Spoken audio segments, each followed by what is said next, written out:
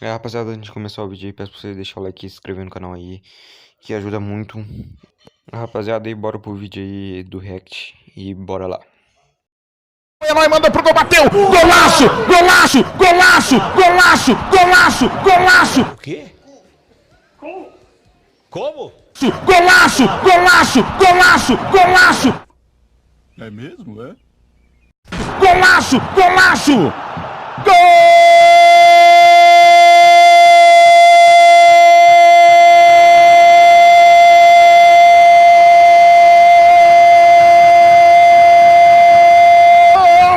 do Corinthians!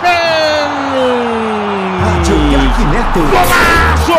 Que pintura! Já avisei que vai dar merda isso. Segundo desvio de cabeça, defendeu pra dentro! Gol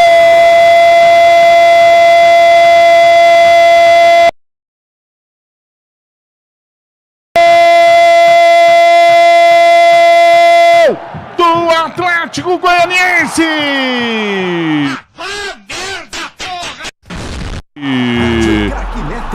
Zé Roberto, camisa número 9, marca, empata no finalzinho, Zé Roberto de cabeça, ele colocou... Espero que vocês aí tenham gostado do vídeo. Se vocês gostou, deixa o like aí, se inscreva no canal aí pra ajudar. E falou!